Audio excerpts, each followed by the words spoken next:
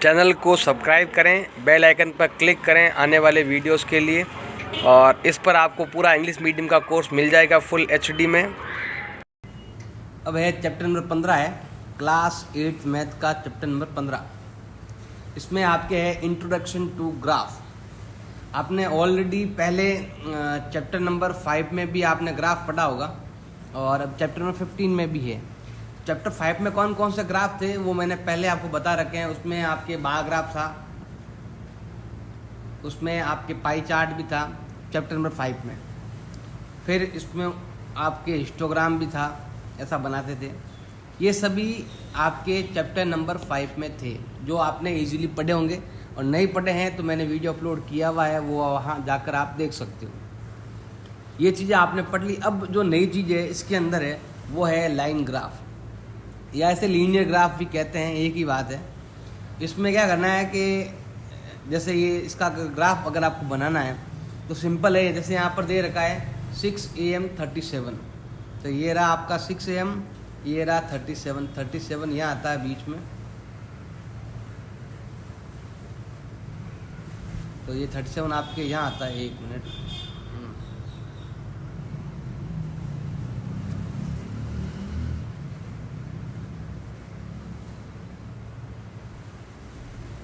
ये रहा 37 यहाँ पर, लेकिन यहाँ पर क्या लिखा हुआ है 6 AM 37 यहाँ आता है।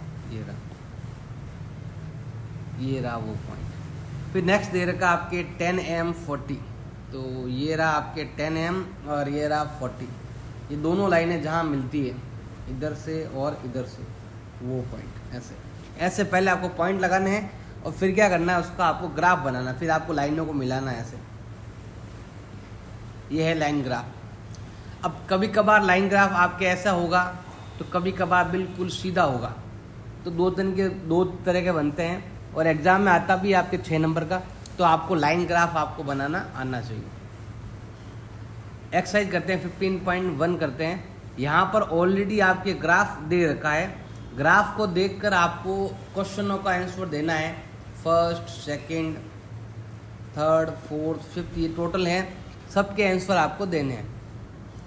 सबसे पहले देखो आपके पास लिखा हुआ है the following graph show the temperature. Temperature show कर रहा है कि 9 बजे क्या टेम्परेचर था, 10 बजे का, 11 बजे का, 12 बजे का, 1, 2, 3 ऐसे टेम्परेचर दे रखा अलग अलग। तो आपको सबसे पहले बताना है, वो भी किसी पेशेंट का दे रखा है, ये लिखा हुआ देखो पेशेंट का टेम्परेचर दे रखा है। तो what was the patient temperature, patient का टेम्परेचर बताओ जब 1 बज रहे थे। तो 1 का बजे ये रहा, 1 बजने पर इसका जो टेम्परेचर था वो ये था, जिसको हम यहाँ पर 36.5 ले सकते हैं, क्योंकि 36 और 37 के बीच में ही आता है। तो इसका जो हमारा आंसर है वो हो जाएगा आपके 36.5 डिग्री सेल्सियस। 36 और 37 के बिल्कुल सेंटर में यही आता है आपके टेम्परेचर, ये आपको देखना पड़ेगा। नेक्स्ट है व्हेन, कलर थोड़ा चेंज कर देते हैं। When was the patient temperature 38.5 degree, कौन से टाइम पर ये टेम्परेचर था। तो देखो ये 38 है और 38.5 आपके यहाँ पर आता है। तो ये टेम्परेचर कब बना था, ये टेम्परेचर बना था आपके टाइम जो है, इधर देखना पड़ेगा आपको टाइम को, वो दे रखा है 12 बजे, 12 नून दे रखा है। तो इसका आंसर हो जाएगा 12 नून, ये आ गया इसका आंसर। नेक्स्ट है हम लेते हैं सी पॉइंट लेते हैं।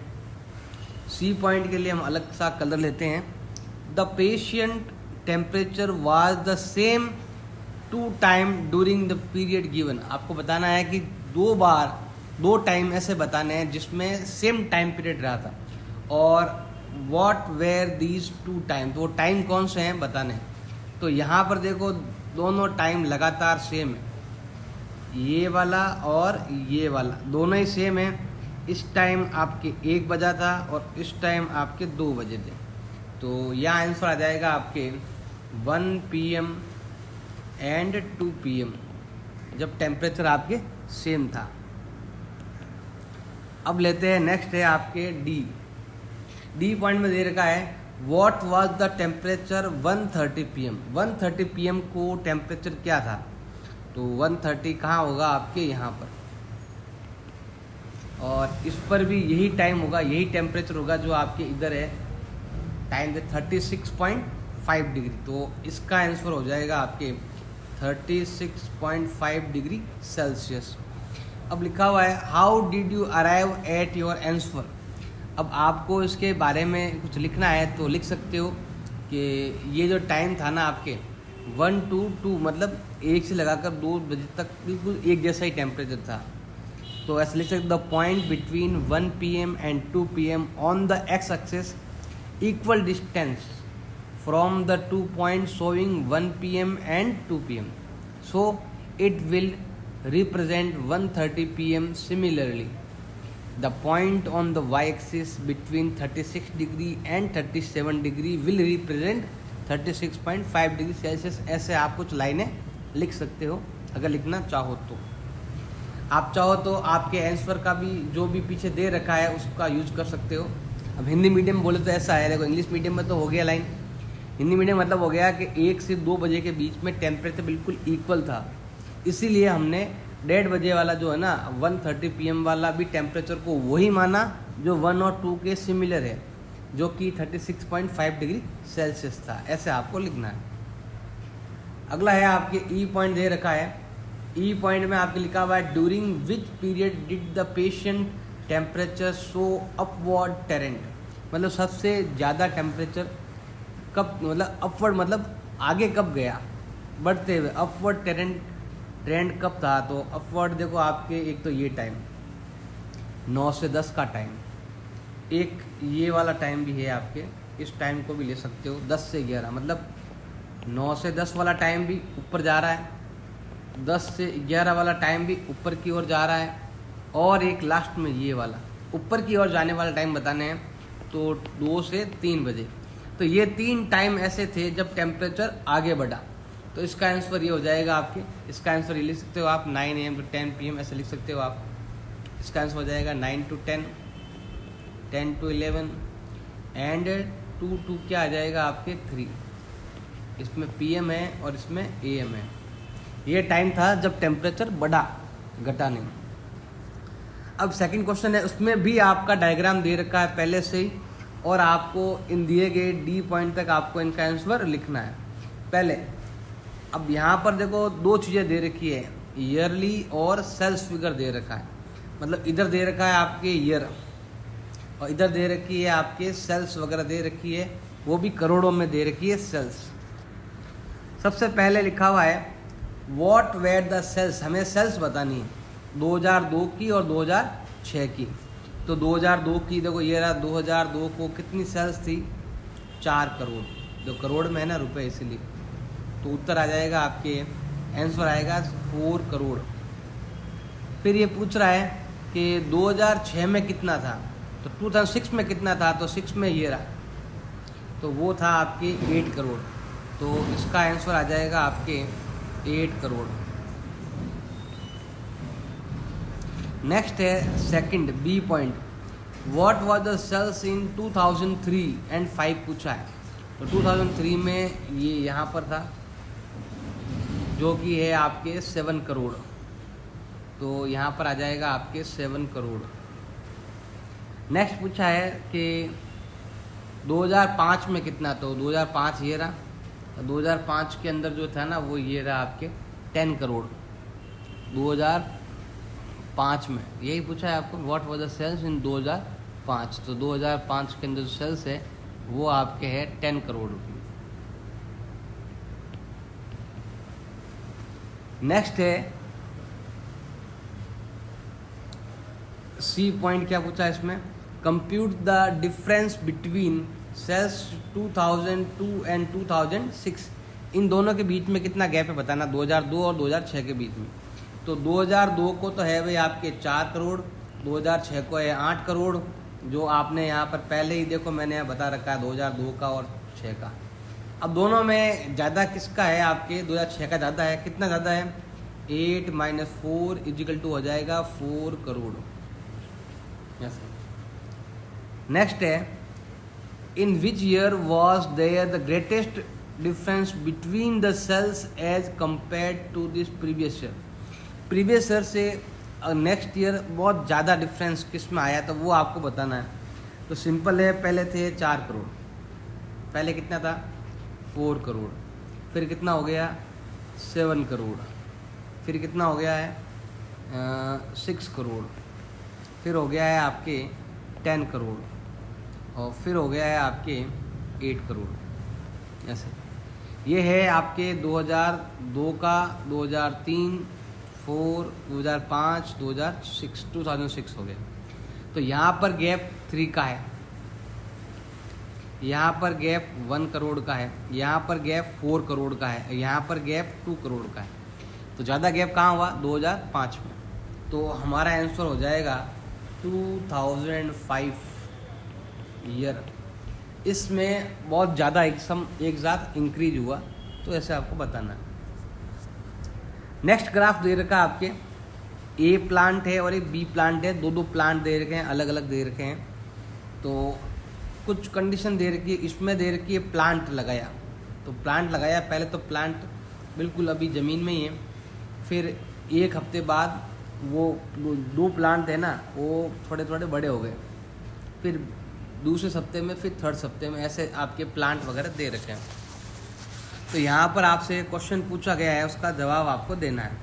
First, how high was plant A after, A की आपको बतानी है, हाइट बतानी है, कितनी है बतानी है, 2 वीक के बाद और 3 वीक के बाद, दोनों का आंसर बताता हूँ मैं आपको। 2 वीक के बाद ए बताना, ओनली ए मतलब है आपकी ये वाली लाइन। सबसे पहले सेकंड वीक ये रहा, सेकंड वीक में ये कहाँ पर था आपके, कुछ नहीं है बीच में, तो ये हो जाएगा 7 सेंटीमीटर कह सकते हो। और थर्ड वीक में कितना था आपके, थर्ड वीक में ये रहा, और ये हो जाएगा आपके 9, तो ये आंसर आएगा आपके 9 सेंटीमीटर। अब ऐसे ही सेम बी के बारे में पूछ रहे हैं, तो बी का सेम है आपके 7 सेंटीमीटर, और थर्ड वीक के अंदर जो है ना वो यहाँ पर है, और यहाँ पर दे रखा आपके 10, तो ये हो जाएगा आपके 10 सेंटीमीटर। नेक्स्ट दे रखा है, how much did plant a grow during the third week, third week के अंदर कितना ग्रो हुआ।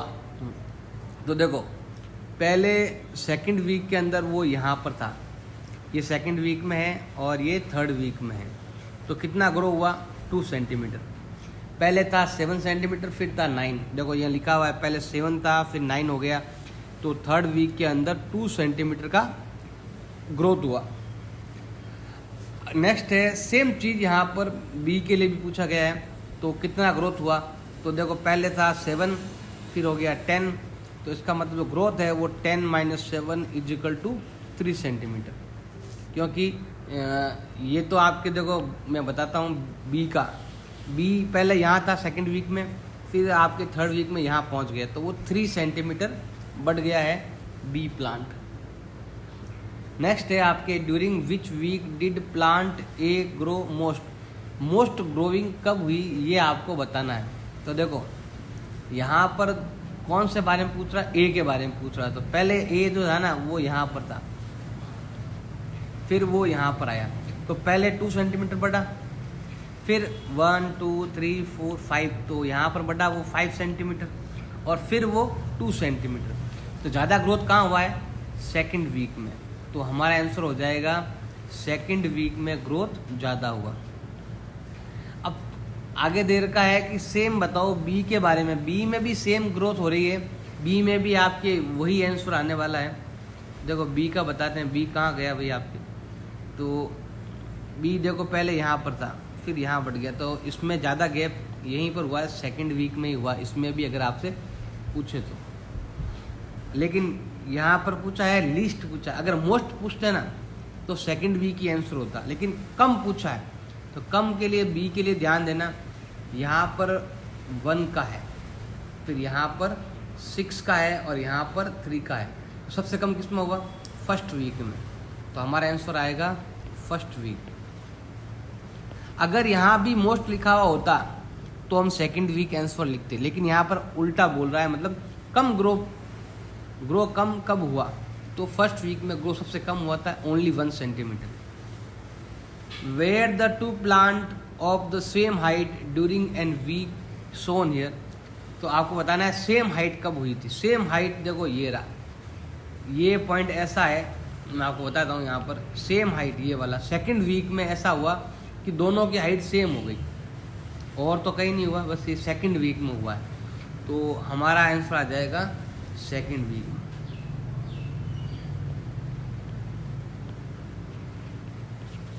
बिल्कुल इजी है, आपको बस ग्राफ को देखकर उसका आंसर आपको देना है। अब फोर्थ वाले में भी आपके देखो ग्राफ दे रखा है, इधर आपके डे दे रखे हैं और इधर आपके टेम्परेचर दे रखा है। तो इसको हम सॉल्व करते हैं। यहाँ पर क्वेश्चन सबसे पहला क्या पूछा है, इस ग्राफ को देखकर बताना है आपको। टेम्परेचर दे रखा है, टाइम दे रखा है, मतलब दिन दे रखा है। ऑन विच डेज, कौन से दिन was forecast temperature the same as the actual temperature. इसमें देखो दो टेम्परेचर है, एक तो है भाई आपके फोरकास्ट वाला और एक है आपके एक्चुअल वाला। ये एक्चुअल है और ये वाला आपके फोरकास्ट है।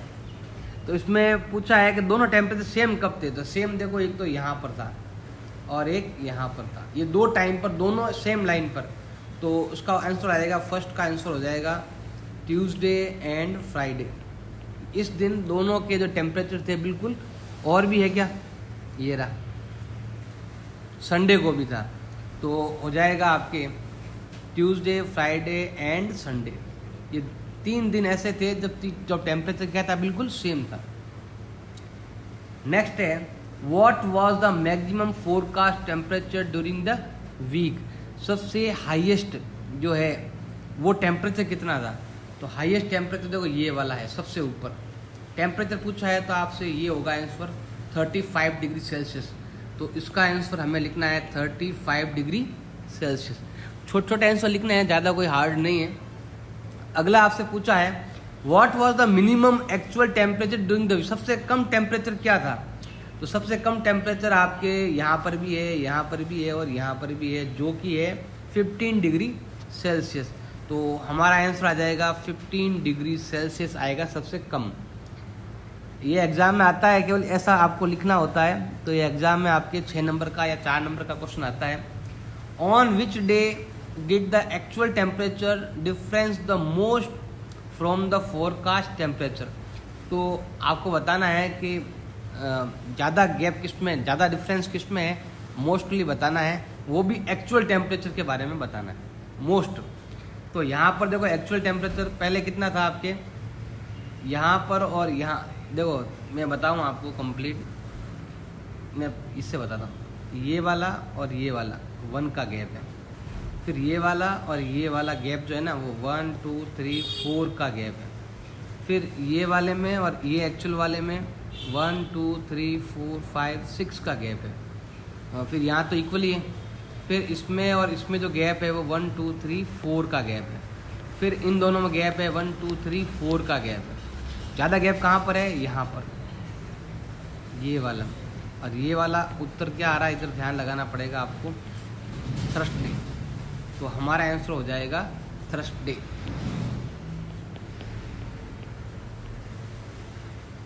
ये आएगा इसका आंसर। अब लेते हैं फिफ्थ में आपको ग्राफ बनाना है, दिया हुआ नहीं क्योंकि लिखा हुआ है use the table draw linear graph. आपको ग्राफ और the numbers of day A hill side city received snow A difference here. आपको केवल ग्राफ बनाना और कुछ नहीं करना है। तो मैं चाहता हूँ तो यहाँ पर ग्राफ का पेपर ले लेते हैं। तो ग्राफ का पेपर लेते हैं पहले, पेपर और ये ग्राफ का पेपर, ये रहा। अब क्या करते हैं, स्केल से लाइनें खींचते हैं। तो पहले हम इधर से लाइन खींचेंगे, ये रहा। आप थोड़ा सा बड़ा कर सकते हो वैसे। और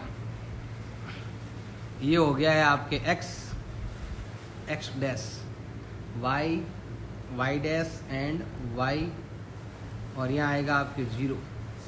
अब जो ऊपर दे रखा है ना ईयर, वो आपको लिखना है यहाँ पर। तो मैं यहाँ लिख देता हूँ 2000।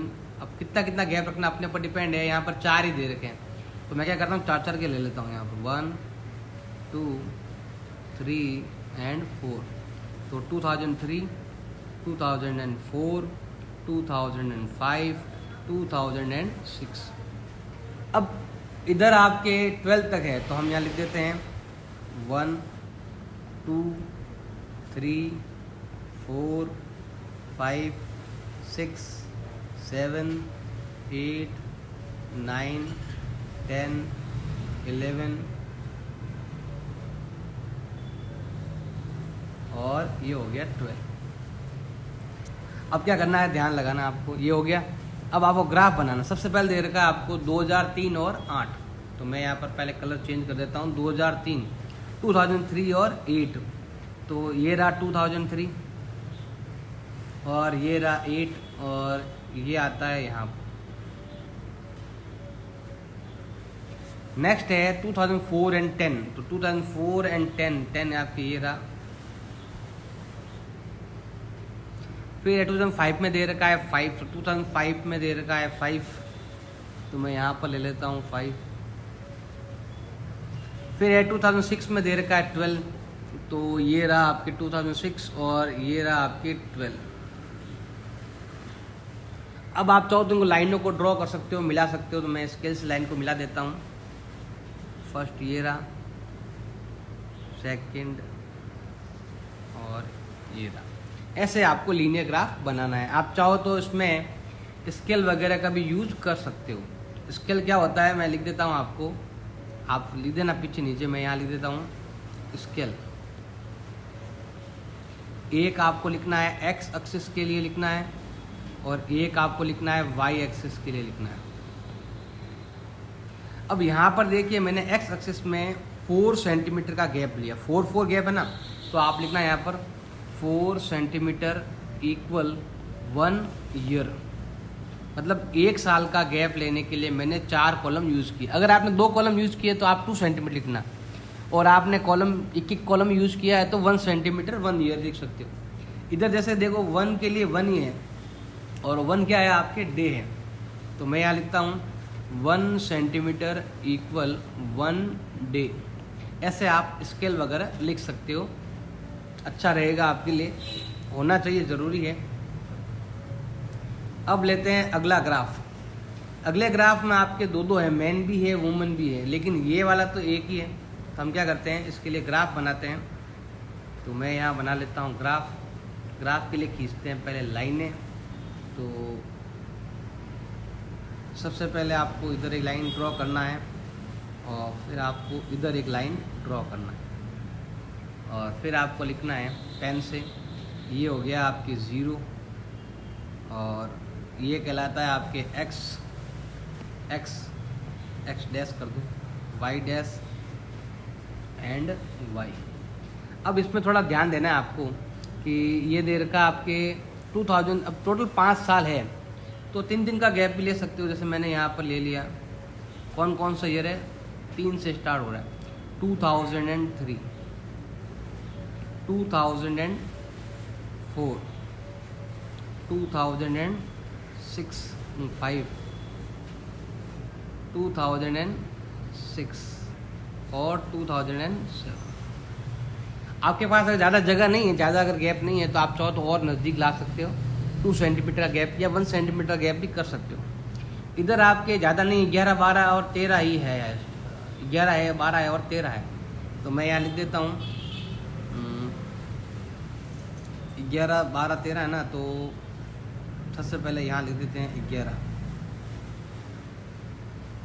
11 यहाँ लिखेंगे तो प्रॉब्लम होगी, फिर भी हम लिख देते हैं 11, 11.2, 11.4, 11.6, 11.8 और 12, फिर 12.2, 12.4, 12.6, 12.8, 13 कहाँ तक है, 13 6 तक है, तो 13.2 और इसको मैं इधर ले लेता हूँ,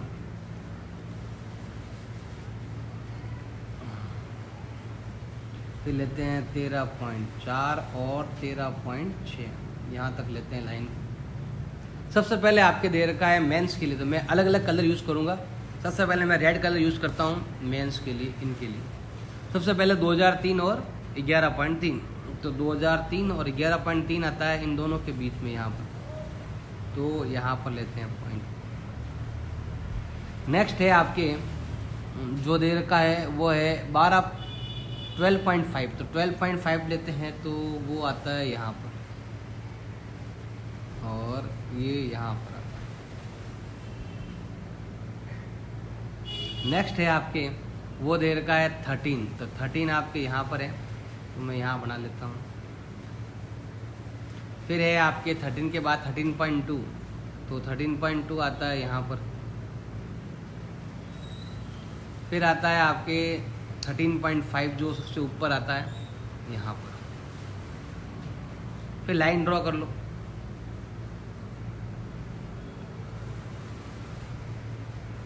फिर ये लाइन ड्रॉ कर लेते हैं हम, ये रहा फर्स्ट लाइन, ये वाला।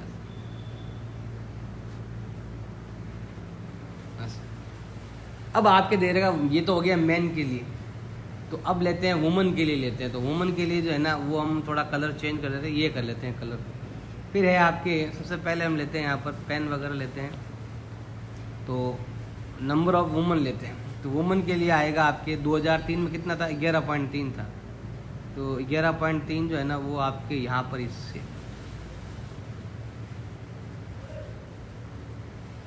पहले 12 था,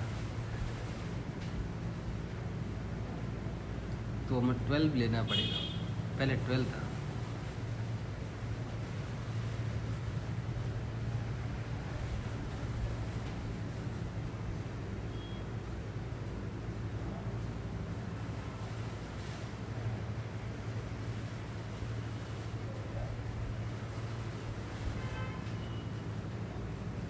आपको ध्यान रखना है कौन सा कहाँ था, ये 12 पर था, तो 12 पर लिखना है आपको। अब लेते हैं वुमन के लिए लेते हैं, तो वो है आपके 11.3 है, तो मैं यहाँ पर लेता हूँ 11.3। कहाँ पर आता है आपके, ये यहाँ पर आता है। फिर है इसके बाद आता है आपके 11.9, तो 11.9 कहाँ आता है आपके यहाँ पर। फिर आता है 11.9 के बाद आता है 13, तो 13 कहाँ पर है, यहाँ पर है। इसके बाद आता है आपके 13 पॉइंट के बाद आता है 13.6 जो कि सबसे ऊपर यहाँ पर। फिर नेक्स्ट दे रखा आपके 12.8, तो 12.8 कहाँ पर आता है, ये थोड़ा सा इधर लेना है आपको। फिर है आपके अगला नेक्स्ट पॉइंट जो है 2007 में, वो दे रखा आपके 12.8, तो ये आता है 12.8। अब हमें लाइन ड्रॉ करनी है, तो पहले ये हो जाएगा, फिर ये हो जाएगा इधर, फिर ये हो जाएगा इधर, फिर ये। मैन और वुमन की हमने ऐसी लाइन बनानी है, ऐसे आपको ड्रॉ करना है। अगला है क्वेश्चन नंबर 6 आपके दे रखा है, a courier person cycle from a town neighbouring, ये दे रखा है आपके, तो इधर आपके डिस्टेंस दे रखा है और इधर आपके टाइम दे रखा है। मैं यहाँ पर पहले पेपर चेंज कर लेता हूँ, पेपर नॉर्मल। अब यहाँ पर आपके कुरियर सर्विस है जिसके बारे में यहाँ लिखा हुआ है कि एक तो दे रखा है आपके पास टाइम दे रखा है, ये पेन ले लेते हैं। इधर तो दे रखा है टाइम और इधर दे रखा है डिस्टेंस। तो सबसे पहले पूछा है what was the scale taken from A time axis, तो ये रहा टाइम। इसमें बताना एक स्केल बताना, देखो यहाँ पर कितना गैप है, 1 2 3 4, तो हमें यहाँ लिखना है एक्स एक्सिस का जो टाइम है, या फिर एक्स एक्सिस कह दो या फिर इसे टाइम एक्सिस कह दो, एक ही बात है। तो ये हो जाएगा 4 सेंटीमीटर इक्वल 1 आवर। 1 घंटे में हमने 4 सेंटीमीटर ऐसा आपको लिया है। और सेंटीमीटर लिखो सेंटीमीटर लिख सकते हो, और यूनिट लिखो तो यूनिट भी आप लिख सकते हो, मर्जी है जो यूनिट लिख सकते हो चाहो जाए। सेंटीमीटर भी राइट है और यूनिट भी आपके राइट है। नेक्स्ट आपके पूछा है व्हाट मच टाइम पूछा है आपसे person take for a travel, तो तो ट्रेवल्स के लिए यहाँ पर टाइम पूछा है, कितना टाइम है, मतलब how much time did the person takes for the level travel में कितना टाइम लगा, वो टाइम आपको बताना है। तो सिंपल है, देखो ट्रेवल करने का टाइम कितना है, थोड़ा सा आपको देखना पड़ेगा इसमें। सबसे पहले यहाँ पर देखो कितने टाइम, कहाँ से कहाँ तक का है, how much time did the person take for the travel में यहाँ पर his distance from the difference shown by the graph, time बताना है, person takes the for the travel के लिए टाइम बताना है। तो पहले हो गया ये वाला 1 आवर, 2 आवर, 3 आवर, एंड यहाँ पूरा नहीं गया, यहाँ पर हाफ है, थोड़ा कम है ये वाला। तो पूरा जो ट्रैवल है ना अप्रोक्स 3.5 घंटे है, इतना ट्रैवल इसने किया।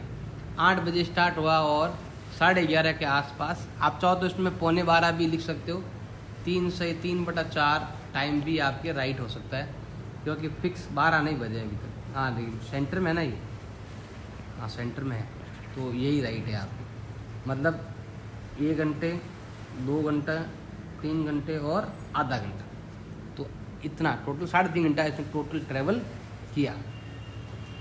अब आपसे पूछा गया है हाउ फार इज, आप चाहो तो कैसे निकालें आंसर बताओ। ये लास्ट है ना यहाँ वाला, तो लिख सकते हो 11:30 माइनस 8 PM ऐसे, तो आंसर आ जाएगा आपके 3:30, या ऐसे 3.5 आवर्स भी ऐसे भी लिख सकते हो। नेक्स्ट है how far is the palace of merchant from the town, तो आपको बताना है कितना दूर है मर्चेंट टावर से।